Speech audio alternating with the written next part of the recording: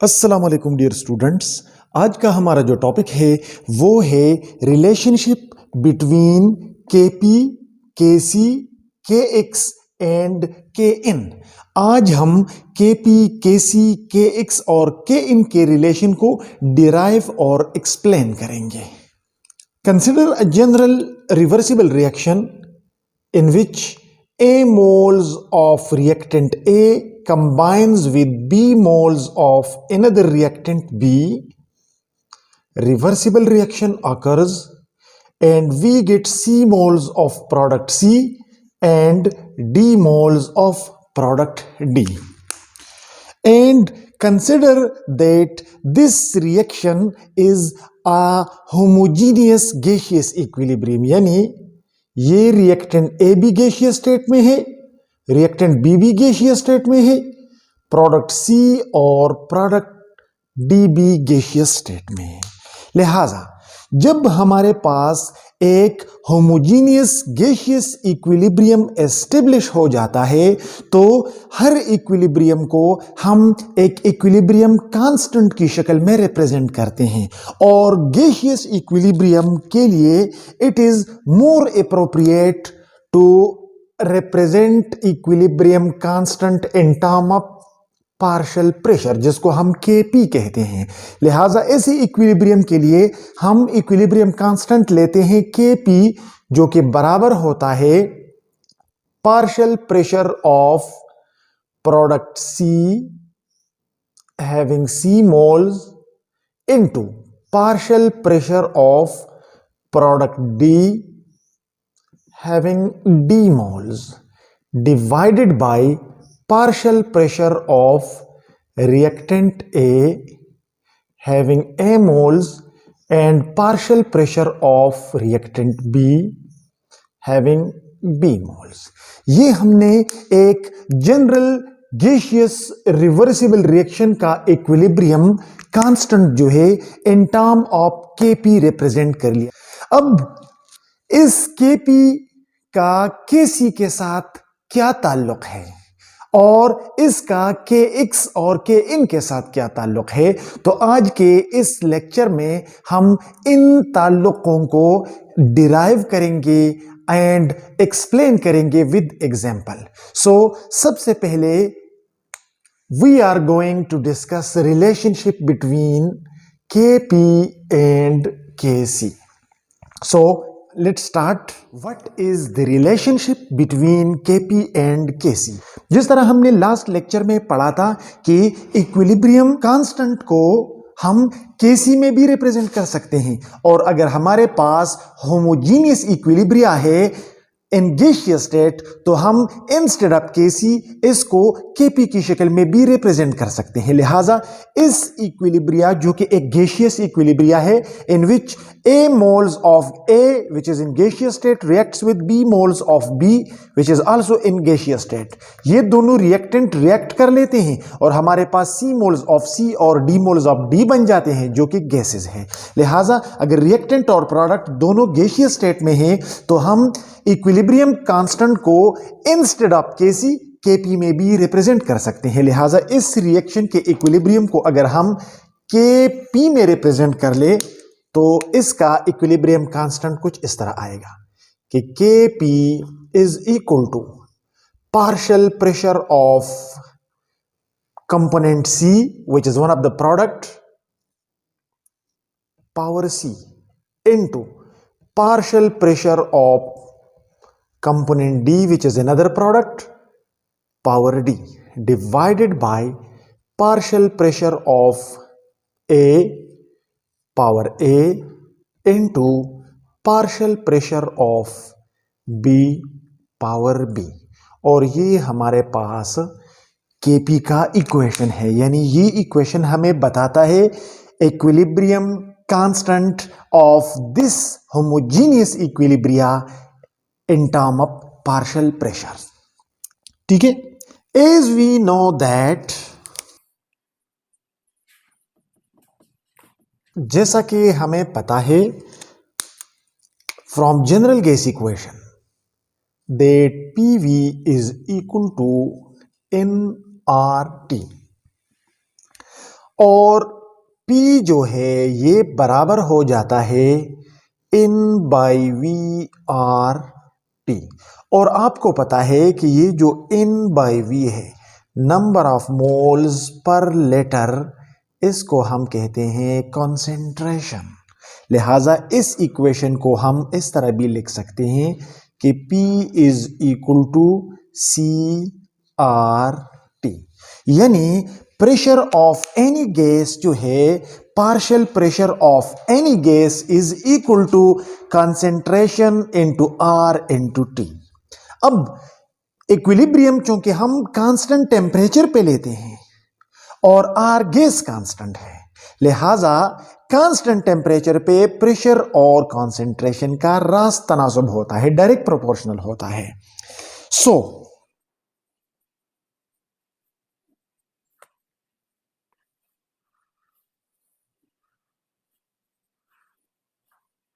सो यहां पे इक्वेशन 1 में P partial pressure of component C के बजाय हम CRT की वैल्यू लगा लेते हैं, तो ये हो जाएगा KP is equal to, P की बजाय लग जाएगा CRT, क्योंकि ये partial pressure of component C है, तो P के बजाय जब हम CRT लगाएंगे तो ये कंसेंट्रेशन ऑफ कंपोनेंट C हो जाएगा। तो ये हो जाएगा concentration of component C into RT, जिसका पावर C है। इसी तरह partial pressure of component D की बजाय लग जाएगा concentration of component D RT power D divided bye, यहां पे partial pressure of component A है, तो ये हो जाएगा concentration of component A RT power A and concentration of component B RT power B। सो हमारे पास इक्वेशन कुछ इस तरह बन गया। अब यहां पे आप देखें, इस इक्वेशन में ये C जो है C के साथ भी है और RT के साथ भी है, इसी तरह ये D के साथ भी है और RT के साथ भी है, एंड सो ऑन। सो हम कंसेंट्रेशन और RT को अलग अलग कर लेंगे विद देयर पावर्स। सो ये हो जाएगा KP is equal to concentration of component C, इसके ऊपर पावर C है, इनटू RT जिसके ऊपर B पावर C है, यानी ये पावर C RT के लिए भी था और कंसेंट्रेशन ऑफ कंपोनेंट C के लिए भी था। तो हमने कंसेंट्रेशन ऑफ कंपोनेंट C के ऊपर अलग लिख लिया और RT के ऊपर अलग लिख लिया, हमने इन कंपोनेंट्स को सेपरेट कर लिया। इसी तरह multiplied by concentration of component D के ऊपर भी D है, सो ये हो जाएगा CD पावर D, और RT के ऊपर भी है, तो ये हो जाएगा RT पावर D। ठीक है, similarly divided by concentration of component A जो है, इसके ऊपर पावर A है और इसके साथ जो RT है इसको हम अलग कर लेंगे, तो इसके ऊपर भी पावर A आ जाएगा, into concentration of component B जिसका पावर B है, और RT इसके ऊपर भी आ जाएगा पावर B। तो ये हमने पावर्स जो है वो कंसेंट्रेशन और RT के ऊपर जो है वो स्प्लिट अप कर ली। अब देखिए, इस इक्वेशन में हमारे पास कंसेंट्रेशंस भी है और RT भी है, सो हम कंसेंट्रेशन को एक तरफ पे ले आएंगे और RT को दूसरी तरफ पे ले आएंगे, तो ये हो जाएगा KP is equal to concentration of component C जिसका पावर C है, इनटू ये कंसेंट्रेशन ऑफ कंपोनेंट D जिसका पावर D है, divided by concentration of component A जिसका पावर A है, and concentration of component D जिसका पावर D है। यानी हमने कंसेंट्रेशन को एक तरफ पे कर लिया, मल्टीप्लाइड बाय, अब ये RT है और ये RT है, इसको हम राइट साइड पे ले आते हैं। RT जब RT के साथ मल्टीप्लाई हो जाता है तो इनके पावर्स जमा हो जाते हैं, लिहाजा ये हो जाएगा RT इंटू RT, पावर्स हो जाएंगे C प्लस D। इसी तरह डिवाइडेड बाय RT और RT जब एक दूसरे के साथ मल्टीप्लाई हो जाएंगे तो A प्लस B इनके पावर्स जमा हो जाएंगे, तो ये हो जाएगा RT इंटू इनके पावर्स जमा हो जाएंगे A प्लस B। हमारे पास इक्वेशन कुछ इस तरह आ गया। ठीक है, now Kp is equal to concentration of component C power C, concentration of component D power D divided by concentration of component A power A and concentration of component B power B into, अब देखिए ये RT जब ऊपर चला जाता है तो इसके पावर माइनस हो जाएंगे, ठीक है। सो ये हो जाएगा RT into C plus D यहां पे, और ये जो ऊपर आ जाएगा तो इसके पावर्स माइनस में चले जाएंगे, तो ये हो जाएगा माइनस A प्लस B। हमारे पास ये इक्वेशन हो गया, यानी ये RT ऊपर आ गया, जब ये ऊपर आ गया तो इसके पावर माइनस हो गए, और जब ये RT और ये RT एक दूसरे के साथ मल्टीप्लाई हो जाते हैं तो इनके पावर्स जमा हो जाते हैं, तो नेट हमारे पास आ गया RT C plus D minus A plus B, ठीक है। Now since concentration of component C power C, concentration of component D power D divided by concentration of component A power A and concentration of component B power B। यहां पे आप देखें ये है molar concentration of product divided by molar concentration of reactant, और हमने concentration लिया हुआ है मोल पर लीटर में, तो इसका मतलब है कि this is equal to Kc। Kc में हमने लास्ट लेक्चर में पढ़ा था कि Kc is the product of the molar concentration of product divided by the product of the molar concentration of reactant. So ये चीज जो है ये Kc के बराबर है, एंड C प्लस D जो है this is sum of the number of moles of products minus A plus B जो है ये है sum of the number of moles of reactants. So number of moles of products minus number of moles of reactants is equal to delta N, difference in number of moles. So हम इस equation में Kc और delta N की value लगा लेते हैं। सो हमारे पास putting the values in equation 2, यानी अगर इसको हम इक्वेशन 2 नाम देते हैं, ये हमारे पास इक्वेशन 2 था, तो इस इक्वेशन 2 में हम कंसेंट्रेशंस की और डेल्टा इन की वैल्यू लगा लेते हैं, तो ये हमारे पास हो जाएगा Kp इज इक्वल टू, ये चीज जो है ये बराबर है Kc का, तो यहां पे लग जाएगा Kc into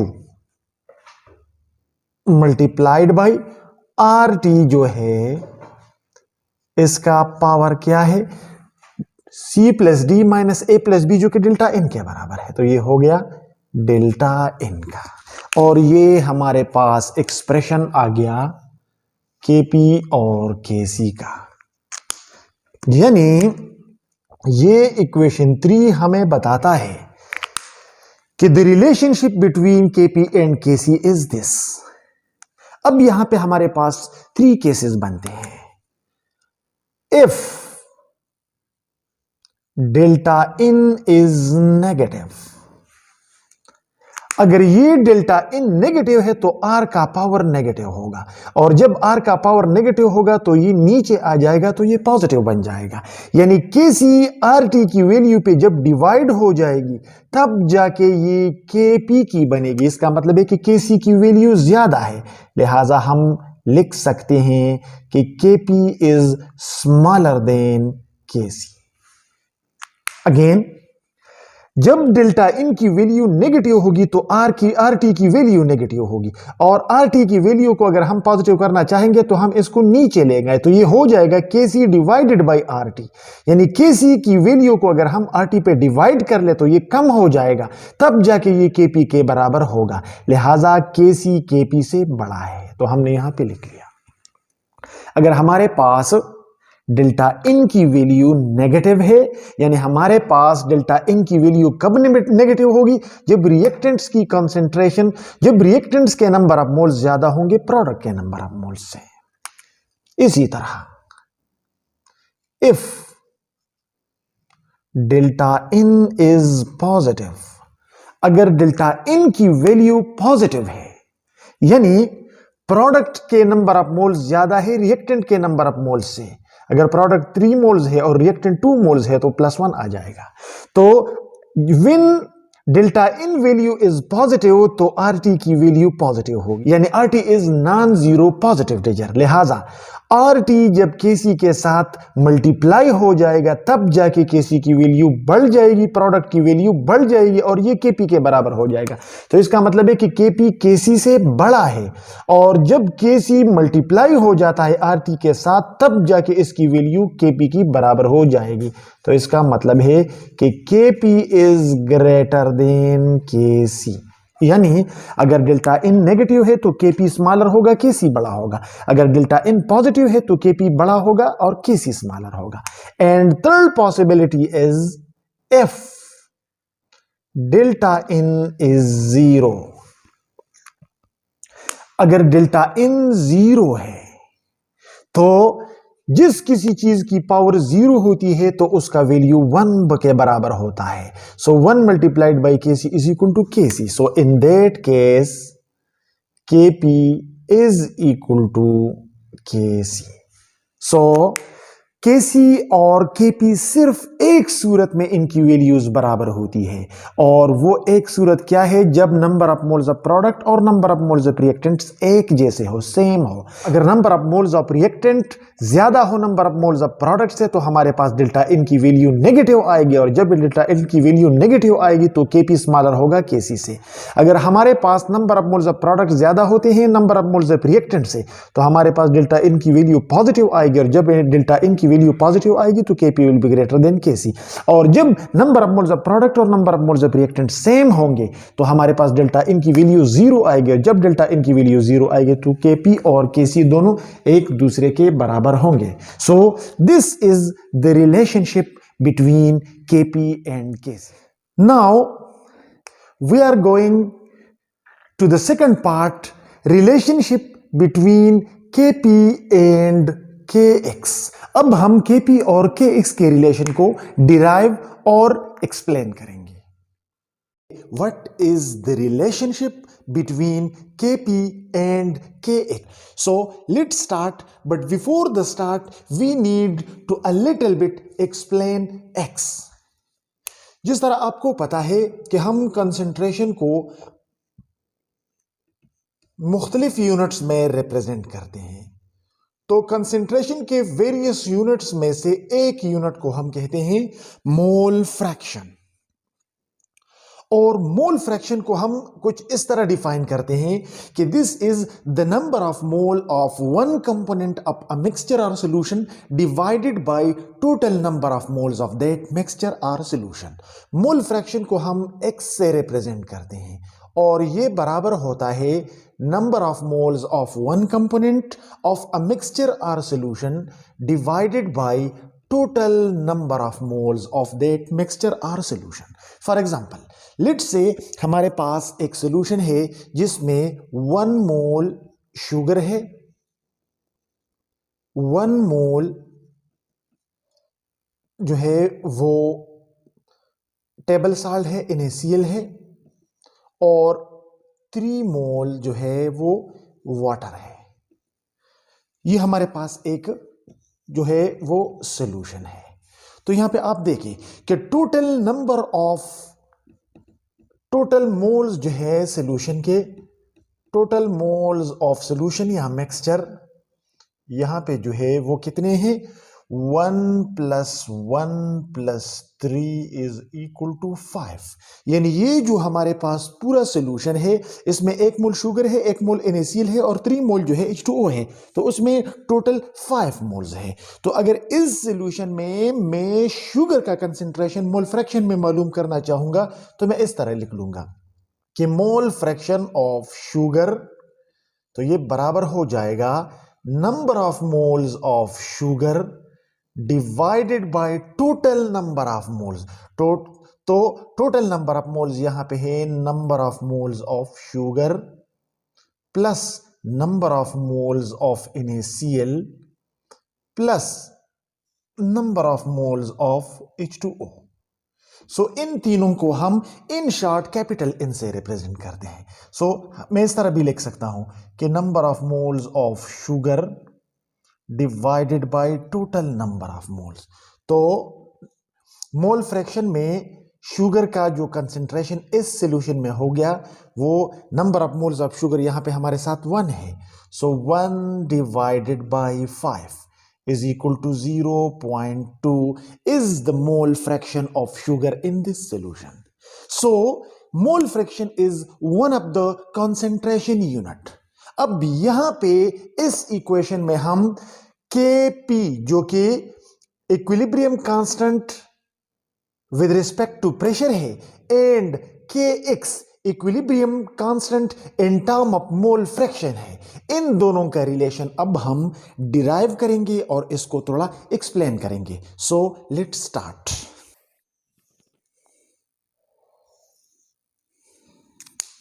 so consider a general reaction in which A moles of a gaseous reactant A reacts with B moles of another gaseous reactant B. Reversible reaction occurs and we get C moles of component C plus D moles of product D. ये A, B, C और D जो है ये reactants और products तमाम gaseous state में है, यानी ये होमोजीनियस गैसियस इक्विलिब्रियम है। लिहाजा according to law of mass action हम इस रिएक्शन के इक्विलिब्रियम को इन टर्म ऑफ प्रेशर इस तरह रिप्रेजेंट करते हैं कि Kp for this reaction is equal to molar concentration of product in term of pressure. So partial pressure of component C power C into partial pressure of component D power D divided by partial pressure of component A power A and partial pressure of component B power B. ये हमारे पास equilibrium constant expression है for this homogeneous gaseous equilibrium in term of partial pressure. इसको हम पिछली lecture में तफसील से discuss कर चुके हैं, ठीक है। नाउ ये हमारे पास इक्विलिब्रियम एक्सप्रेशन है in term of partial pressure. As we know from Dalton's law,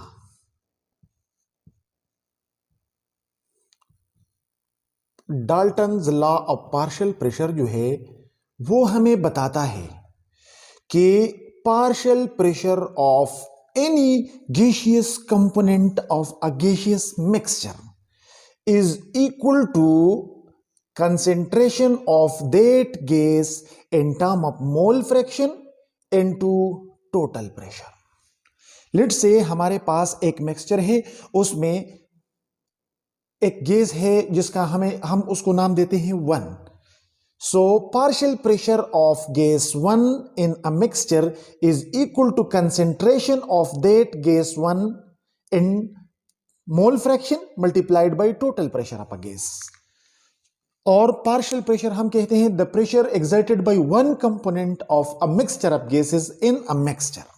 लिहाजा किसी भी मिक्सचर ऑफ गैसेस में हर एक गैस का अलग अलग प्रेशर जो है, अपना प्रेशर जो है, उसको हम पार्शियल प्रेशर कहते हैं। और किसी मिक्सचर में किसी गैस का पार्शियल प्रेशर बराबर होता है उस गैस के कंसेंट्रेशन का in term of mole fraction और total pressure of that mixture of gases. लिहाजा डाल्टन लॉ हमें बताता है कि अगर हम एक कंपोनेंट का पार्शियल प्रेशर मालूम करते हैं तो यह बराबर होगा उसके कंसेंट्रेशन का मल्टीप्लाइड बाय टोटल प्रेशर का। अब यहां पे ये 1 एक पर्टिकुलर गैस को रिप्रेजेंट कर रहा है, यहां हमारे पास 4 गैसेस है। लिहाजा applying Dalton's law to equation 1, अगर हम डाल्टन लॉ का ये एक्सप्रेशन इक्वेशन 1 पे अप्लाई कर ले तो ये इस तरह हो जाएगा कि Kp equilibrium constant in term of pressure ये बराबर हो जाएगा, यहां पे है हमारे पास partial pressure of component C, तो हम ये लगा लेंगे mole fraction of C into P। और इसका पावर चूंकि C है तो ये यहां पे पावर इसके ऊपर लग जाएगा। यानी हमने partial pressure of component C की बजाय इसकी वैल्यू लगा दी, जो कि बराबर होगा mole fraction of component C into total pressure. Similarly partial pressure of component D जो है वो बराबर होगा according to this formula concentration of component D into total pressure power D divided by partial pressure of component A बराबर हो जाएगा concentration of component A into total pressure power A। Similarly concentration of B into total pressure power B। ये हमारे पास equation हो गया। यानी हमने सिंपली पार्शियल प्रेशर को रिप्लेस कर लिया उसकी मैथमेटिकल वैल्यू पे, जो कि बराबर है x इंटू पी। क्योंकि यहां पे हम partial pressure of component C की बात कर रहे थे, तो यहां पे x जो है कंसेंट्रेशन ऑफ C से हमने रिप्रेजेंट कर लिया। इसी तरह x कंसेंट्रेशन ऑफ D से रिप्रेजेंट हो गया, concentration of A and concentration of B। तो ये हमारे पास इक्वेशन बन गया। अब चूंकि ये पावर जो है ये x के ऊपर भी है और p के ऊपर भी है, इसी तरह ये पावर x और p के ऊपर भी है एंड सो ऑन, लिहाजा हम इन पावर्स को स्प्लिट कर लेंगे। तो ये हमारे पास हो जाएगा Kp is equal to concentration of component C in mole fraction power C into pressure power C multiplied by, अब ये इसकी बारी है, concentration of component D power D into P power D divided by concentration of component A in mole fraction power A into P power A multiplied by concentration of component B power B into P power B। ये हमारे पास equation आ गया। यानी इस equation में अब हमारे पास pressure और कॉन्सेंट्रेशंस है। सो कंसेंट्रेशन को हम एक साइड पे कर लेते हैं और प्रेशर को हम दूसरे साइड पे ले आते हैं। तो ये हो जाएगा Kp इज इक्वल टू, यहां पे है concentration of C power C into ये concentration of D power D, यहां पे हम ले आएंगे concentration of D power D divided by concentration of component A power A concentration of component B power B into यहां पे PC multiplied by PD हो गया। तो ये यहां पे मैं लिख लेता हूं power C into power D divided by power P power A into P power B। ये क्वेश्चन हमारे पास इस तरह हो गया। अब देखें, हम एक स्टेप मजीद चलते हैं। Kp is equal to XC power C XD power D XA power A XB power B into P और P जब मल्टीप्लाइड हो जाते हैं तो इनके पावर्स जमा हो जाएंगे। तो ये हो जाएगा P power C plus D divided bye, इसी तरह P और P जब मल्टीप्लाई हो जाएगा तो इनके पावर्स जमा हो जाएंगे, तो A प्लस B इनके पावर्स हो जाएंगे। या फिर Kp is equal to XC power C XD power D divided by XA power A and XB power B multiplied by, ये जब ऊपर चला जाता है तो इसके पावर्स माइनस हो जाएंगे। तो ये हो जाएगा P इसके पावर C प्लस D है मल्टीप्लाइड बाय, ये P जब ऊपर चला जाता है तो इस P के पावर्स जो है वो क्या हो जाएंगे, वो हो जाएंगे A प्लस B इनके पावर्स है, लेकिन जो जब ये ऊपर चले जाते हैं तो ये माइनस हो जाएंगे। तो हमारे पास इक्वेशन कुछ इस तरह आ जाएगा। या फिर Kp is equal to XC power C XD power D divided by X A power A and X B power B into P और पी जब एक दूसरे के साथ मल्टीप्लाई हो जाते हैं तो इनके पावर्स जमा हो जाएंगे, तो ये बराबर हो जाएगा सी प्लस डी माइनस ए प्लस बी। ये हमारे पास इक्वेशन हो गया और इसको हम नाम देते हैं इक्वेशन नंबर 2। ये हमारे पास इक्वेशन नंबर 2 हो गया। अब देखिए, X C power C into X D power D divided by X A power A X B power B. अगर आप देखें तो ये है molar concentration of product divided by molar concentration of reactant in term of mole fraction. So हमने पढ़ा था कि molar concentration of product divided by molar concentration of reactant जो है इसको हम कहते हैं इक्विलिब्रियम कांस्टेंट, लेकिन यहां पे equilibrium constant in term of mole fraction है तो ये हो जाएगा Kx, यानी equilibrium constant in term of mole fraction. Equilibrium constant molar concentration of product divided by molar concentration of reactant को कहते हैं। अगर ये मोल पर लीटर है तो इसको हम Kc कहते हैं, और अगर ये इन टर्म ऑफ पार्शियल फ्रैक्शन में है तो इसको हम x से रिप्रेजेंट करते हैं। सो यहां पे ये बराबर हो गया Kx का, एंड C प्लस डी जो है ये number of moles of products है, प्रोडक्ट के नंबर ऑफ मोल्स है, माइनस A प्लस बी जो है ये number of moles of reactant है। लिहाजा number of moles of product या sum of the number of moles of product minus sum of the number of moles of reactant, इसको हम कहते हैं डेल्टा एन। चूंकि ये गैसियस इक्विलिब्रिया के लिए है लिहाजा डेल्टा एन के साथ यहां पे हम अक्सर एक छोटा सा जी भी लगाते हैं, यानी delta N G. So the equation 2 becomes, यानी इक्वेशन 2 में अगर हम ये वैल्यूज लगा लेते हैं तो इक्वेशन 2 हमारे पास हो जाएगा Kp इनटू, इस चीज के बजाय हम Kx की वैल्यू लगा लेते हैं तो ये हो जाएगा Kx इनटू P, इसके पावर्स जो है C plus D minus A plus B जिसकी वैल्यू डेल्टा एन है, तो ये हो जाएगा P पावर डेल्टा एन, या फिर इसके साथ आप स्मॉल g लगा सकते हैं। सो दिस इज इक्वेशन नंबर 3 जो कि हमें बताता है द एक्चुअल प्रोपोर्शन या relation between Kp and Kx, कि Kp और Kx का जो रिलेशन है वो किस चीज के बराबर है, Kp is equal to Ks into P power delta n g। Since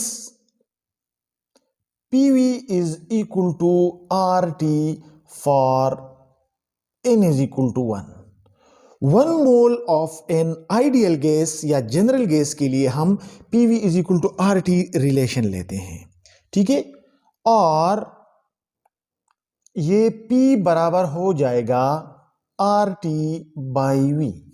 सो अगर इस इक्वेशन में इक्वेशन 3 में हम P की ये वैल्यू लगा लें सो ये हमारे पास हो जाएगा, सो इक्वेशन 3 बिकम्स,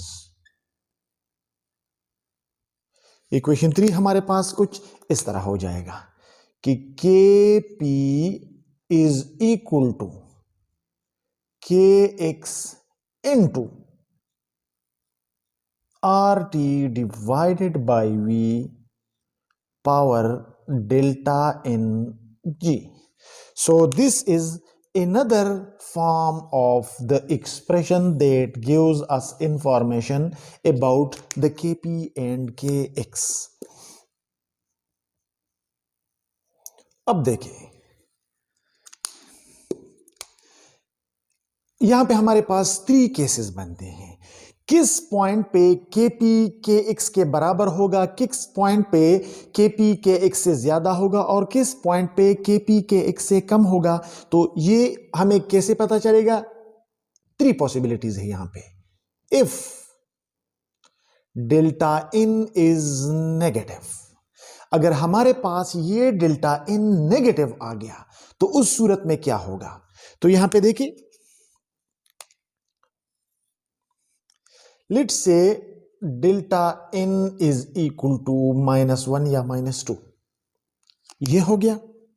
तो ये इक्वेशन हमारे पास कुछ इस तरह हो जाएगा कि Kp is equal to Kx into P delta n, ये हमारे पास इक्वेशन है, या Kp is equal to Kx into P power -1 हो जाएगा, या फिर Kp is equal to Kx, ये P जब नीचे आ जाता है तो ये पावर जो है माइनस से प्लस हो जाएगा। तो इसका मतलब है कि Kx जब Kp पे डिवाइड हो जाता है तब इसकी वैल्यू Kp के बराबर होगी, यानी Kp जो है ये छोटा है Kx से। जब Kx P पे डिवाइड होके कम हो जाता है तब जाके ये Kp के बराबर हो जाता है। लिहाजा when delta n is negative then Kp will be smaller than Kx।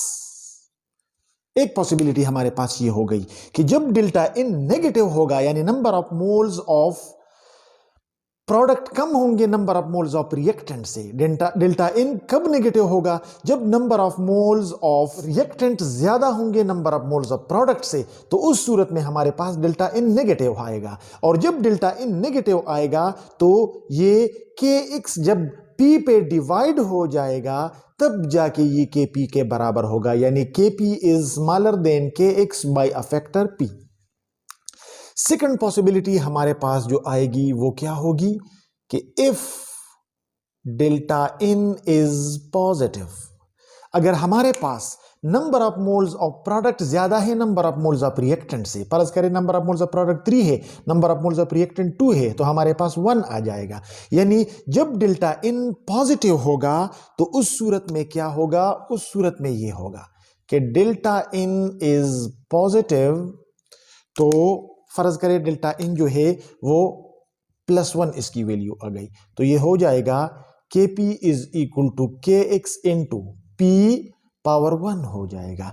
यानी Kx जब P के साथ मल्टीप्लाई हो जाएगा तब जाके इसकी वैल्यू बढ़ जाएगी और ये Kp के बराबर हो जाएगा। यानी अकेले में ये Kp से छोटा है, जब ये P के साथ मल्टीप्लाइड होके बड़ा हो जाता है तब जाके ये Kp के बराबर हो जाता है। लिहाजा in such case we say that Kp is larger या बिगर देन Kx। और जो थर्ड पॉसिबिलिटी है, जो थर्ड केस है वो ये है कि इफ डेल्टा n इज 0, अगर number of moles of product and number of moles of reactant एक जैसे हैं तो सेम माइनस सेम से 0 आ जाएगा। So in that case Kp is equal to Kx into P delta n, और delta n जब 0 होगा तो ये हो जाएगा Kp is equal to Kx into P power 0, और जिस चीज का पावर 0 होता है उसकी वैल्यू 1 के बराबर हो जाती है, तो ये Kp into Kx multiplied by 1 या Kp is equal to Kx। So in that case Kp will be equal to Kx। So Kp और Kx की वैल्यूज जो है ये डिपेंड करते हैं डेल्टा n पे। So this was all about the relationship between Kp and Kx. Now the third case, relationship between Kp and Kn। अब हम Kp और Kn के रिलेशन को डिराइव और एक्सप्लेन करेंगे। What is the relationship between Kp and Kn? आज हम Kp और Kn के रिलेशन को डिराइव करेंगे और इसको विद एग्जाम्पल एक्सप्लेन करेंगे। So let's start. Consider a general gaseous equilibrium in which A moles of reactant A combines with B moles of another reactant B. Reversible reaction occurs and we get C moles of product C and D moles of product D, and all these reactants are in gaseous state. So this is in gaseous state, gaseous state, gaseous and gaseous state. This is a gaseous homogeneous equilibrium. Now, according to law of mass action, the equilibrium constant for this gaseous homogeneous equilibria can be represented by Kp, which is equilibrium constant in term of pressure. So it is equal to partial pressure of component C or product C having C moles into partial pressure of product D having D moles divided by partial pressure of reactant A having A moles into partial pressure of reactant B having B moles. ये हमने पिछली 2 lectures में इसको thoroughly discuss किया है.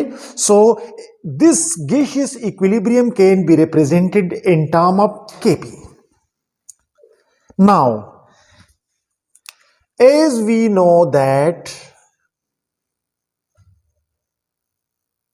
जैसा कि हमें पता है from Dalton's law of partial pressure that partial pressure of any gaseous component in a gaseous mixture is equal to concentration of that gas in mole fraction multiplied by total pressure. यानी suppose हम gas 1 एक gaseous mixture में है तो partial pressure of gas 1 जो होगा वो gas 1 के कंसेंट्रेशन जो कि मोल फ्रैक्शन में हम लेंगे उसके बराबर होगा multiplied by the total pressure. ये हमें Dalton's law of partial pressure बताता है जो कि हमने पिछली लेक्चर्स में भी इसको डिस्कस किया है. अब ये जो मोल फ्रैक्शन है वेयर ये जो मोल फ्रैक्शन है x1 यहां पे जो हमने रिप्रेजेंट किया है ये बराबर होगा number of moles of 1 divided by total number of moles of all the component present in mixture. So ये इक्वेशन जो है ये इक्वेशन becomes ये जो P1 का इक्वेशन है ये किस चीज के बराबर हो जाएगा. यहां पे x1 की बजाय हम ये वैल्यू लगा लेते हैं. सो P1 जो है इसका प्रेशर बराबर हो जाएगा N1 divided by capital N into total pressure. या फिर इसको हम इस तरह लिख सकते हैं कि P1 जो है वो बराबर हो जाएगा N1 into P divided by total pressure. So, partial pressure of any component in a mixture of gases जो है वो बराबर होगा number of moles of that gaseous component multiplied by P by N. So, ये हमने partial pressure का एक generalized जो है वो फॉर्म डिराइव कर लिया. अब देखिए यहां पे हमारे पास इक्वेशन 1 में पार्शियल प्रेशर ऑफ सी है तो 1 के बजाय हम यहां पे सी रिप्रेजेंट कर लेंगे. इसी तरह partial pressure of D A and B. So put the value of partial pressure in equation 1.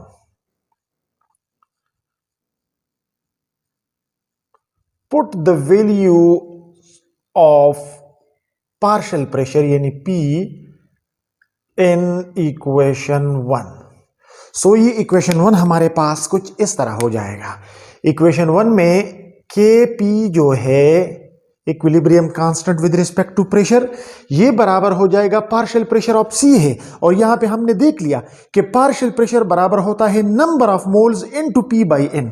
लिहाजा हम यहां पे 1 के बजाय कंपोनेंट C का लिख रहे हैं. सो ये बराबर हो जाएगा number of moles of component C into P by N power C multiplied by number of moles of component D into P by N multiplied by power D divided by number of moles of reactant A या component A into P by N power A into number of moles of B into P by N power B।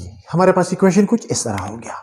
अब ये C, D, A और B जो है ये पूरे components के ऊपर है, यानी ये नंबर ऑफ मोल्स के लिए भी है और P बाई N के लिए भी है। सो हम इनको अलग कर लेंगे। सो ये इक्वेशन हो जाएगा Kp is equal to number of moles of C power C into P by N power C multiplied by number of moles of D power D into P by N power D divided by number of moles of A power A into P by N power A multiplied by number of moles of B power B into P by N power B. Equation हमारे पास कुछ इस तरह हो गया। अब इसमें जो नंबर ऑफ मोल्स है इनको हम एक साइड पे ले आते हैं और P बाई इनको दूसरे साइड पे ले आते हैं। सो ये हो जाएगा Kp is equal to number of moles of product C power C into number of moles of product D power D divided by number of moles of reactant A power A and number of moles of reactant B power B into ये P by N power C और P by N power D जब एक दूसरे के साथ multiply हो जाते हैं तो ये हो जाएगा P by N, इनके पावर्स जमा हो जाते हैं सो C प्लस D हो जाएंगे डिवाइडेड बाय ये P by N और P by N एक दूसरे के साथ जब मल्टीप्लाई हो जाते हैं तो ये हो जाएगा P बाई N और इनके पावर्स A प्लस B हो जाएंगे।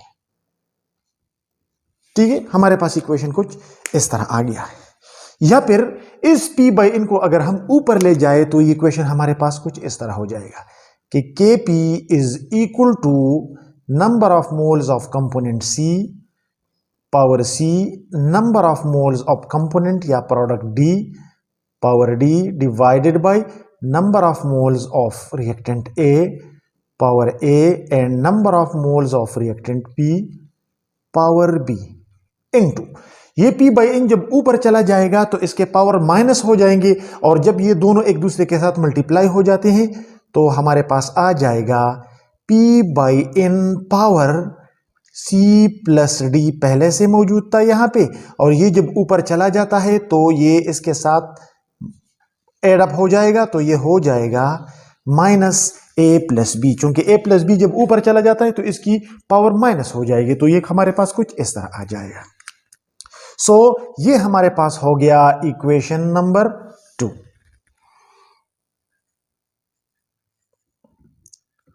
Since n C power C n D power D divided by in A power A and in B power B। अगर आप गौर करें तो ये है product of the number of moles of product in term of moles divided by product of the number of moles of reactant in term of mole of gas. लिहाजा product of the molar concentration of product divided by product of the molar concentration of reactant को हमने नाम दिया था equilibrium constant. सो ये K के बराबर है और चूंकि यहां पे सिर्फ मोल ऑफ गैसेस की शक्ल में हमने कंसेंट्रेशन रिप्रेजेंट किया हुआ है तो यहां पे छोटा n इसके साथ लगा लेंगे तो ये बराबर हो जाएगा K in के, यानी equilibrium constant in term of number of moles of gases. So ये इसके बराबर हो गया एंड यहां पे जो हमारे पास है C प्लस D ये है sum of the number of moles of product minus A plus B जो है ये है sum of the number of moles of reactant. So ये बराबर हो जाता है डेल्टा इन के, यानी difference in number of moles of product into the reactant. चूंकि हमने गैसियस इक्विलिब्रियम लिया हुआ है तो यहां पे इसके साथ हम नॉर्मली छोटा सा जी लगाते हैं, डेल्टा इन जी। सो अगर हम इक्वेशन 2 में ये वैल्यूज पुट कर ले तो putting the values in equation 2, तो हमारे पास इक्वेशन 2 इस तरह हो जाएगा, के पी इज इक्वल टू, यहां पे इन सब की बजाय हमने वैल्यू के इन लगा लेंगे तो ये हो जाएगा के इन टू, ये है पी बाई एन और इसका जो पावर है वो हो जाएगा delta in. So this is the relationship between Kp and Kn। ये इक्वेशन 3 हमारे पास हो गया और ये इक्वेशन 3 हमें बताता है कि Kp और Kn के बीच जो रिलेशन है वो ये है, यानी Kp is equal to Kn into P by N power delta N। अब जिस तरह पिछली लेक्चर्स में हमने डिस्कस किया था, हमारे पास 3 केसेस आ सकते हैं। केस नंबर 1 जो हमारे पास आता है वो ये है कि if delta n is negative, अगर हमारे पास ये डेल्टा इन नेगेटिव है तो P बाई इन की पावर नेगेटिव होगी, लिहाजा ये जब डाउन आ जाएंगे तो इनके पावर पॉजिटिव हो जाएंगे, यानी के इन जब P बाई इन पे डिवाइड हो जाएगा तब जाके ये के पी के बराबर होगा, यानी के इन जो है ये बड़ा है, जब ये P बाई इन पे डिवाइड हो जाएगा तब जाके ये के पी के बराबर होगा। सो हम कहेंगे कि इन such case K P is smaller then K इन, यानी इसको अगर हम यहां पे थोड़ा सा एक्सप्लेन कर ले, for example C plus D जो है माइनस ए प्लस बी जो है इसको हम कहते हैं डेल्टा इन। लेट से हमारे पास डेल्टा इन नेगेटिव है तो डेल्टा इन हमारे पास उस सूरत में नेगेटिव होगा, फर्ज करें हमारे पास number of moles of product 2 है और number of moles of reactant 3 है, सो हमारे पास -1 आ जाएगा, यानी जब हमारे पास number of moles of reactant ज्यादा होंगे number of moles of product से तो हमारे पास डेल्टा इन नेगेटिव आएगा, और जब हमारे पास डेल्टा इन नेगेटिव आएगा तो इक्वेशन हमारे पास कुछ यूं हो जाएगा कि Kp is equal to Kn into P by N, इसका पावर चूंकि यहां पे डेल्टा इन है लिहाजा ये हो जाएगा Kp is equal to Kn into P by N और इसका पावर डेल्टा N हमारे पास -1 है, तो ये Kp is equal to Kn -1 खत्म करने के लिए P बाई N नीचे चला जाएगा, सो ये हो जाएगा P बाई N पावर 1 इसका हो जाएगा, यानी Kn अगर P बाई N पे डिवाइड हो जाए तब जाके Kn की वैल्यू कम हो जाएगी और ये Kp के बराबर हो जाएगा, यानी Kn जो है वो Kp से बड़ा है by a factor P by N। सो अगर हमारे पास डेल्टा इन की वैल्यू नेगेटिव है तो Kp Kn से कम होगा, यानी Kn will be larger than Kp when number of moles of reactant is greater than number of moles और when delta n is negative. दूसरा जो पॉसिबिलिटी हमारे पास आती है वो ये है कि if delta n is positive, अगर हमारे पास डेल्टा इन पॉजिटिव है तो डेल्टा इन किस सूरत में पॉजिटिव होगा, जब number of moles of product हमारे पास ज्यादा हो। For example number of moles of product let say हमारे पास 3 है और number of moles of reactant हमारे पास 2 है या समथिंग है, so when greater minus smaller होता है तो हमारे पास वैल्यू पॉजिटिव में आएगी, +1 +2 कुछ भी आ सकता है हमारे पास, लिहाजा in such case Kp will be equal to Kn into P by N power delta N या फिर Kn into P by N power 1, यानी इसका मतलब है कि Kp जब P बाई N के साथ टकराएगा तब जाके के इन की वैल्यू बढ़ जाएगी और ये के पी के बराबर हो जाएगा। यानी अकेले में के इन के पी से छोटा है, जब के इन पी बाई इन से मल्टीप्लाई हो जाता है तब जाके के इन की वैल्यू बढ़ जाएगी और ये के पी के बराबर हो जाएगा। लिहाजा इन सच केस हम कहेंगे कि when delta n is positive then K P is larger than K n. सो ये हमारे पास सेकंड पॉसिबिलिटी हो गई। और थर्ड पॉसिबिलिटी ये है कि if delta n is zero, अगर हमारे पास number of moles of product, let say हमारे पास 3 number of moles of product है और number of moles of reactant भी 3 है, सेम है। सो हमारे पास number of moles of product minus number of moles of reactant अगर सेम हो तो हमारे पास रिजल्ट 0 आएगा और फिर हमारे पास इक्वेशन हो जाएगा के P is equal to K n to P by इन और इसका पावर 0 हो जाएगा। ठीक है, जब इसका पावर 0 हो जाएगा तो ये 1 के बराबर होगा और K P will be equal to K n to 1 या फिर के पी बराबर हो जाएगा के इन का। So when delta n is 0 यानी number of moles of product and number of moles of reactant are same, then in that case K P और K इन जो है वो एक दूसरे के बराबर होते हैं। सो ये 3 पॉसिबिलिटीज है हमारे पास relationship between K P and K n के। अगर number of moles of product कम हो number of moles of reactant से तो हमारे पास के इन बड़ा होगा, के पी कम होगा। अगर हमारे पास डेल्टा इन पॉजिटिव है इसका मतलब है कि number of moles of product ज्यादा है number of moles of reactant से, तो फिर के पी ज्यादा होगा और के इन कम होगा। और अगर number of moles of reactant and product same है तो उस केस में के पी और के इन जो है वो बराबर होंगे। So this was all about today's topic. If you still have any question you can ask your question in comments. Thank you for watching this video.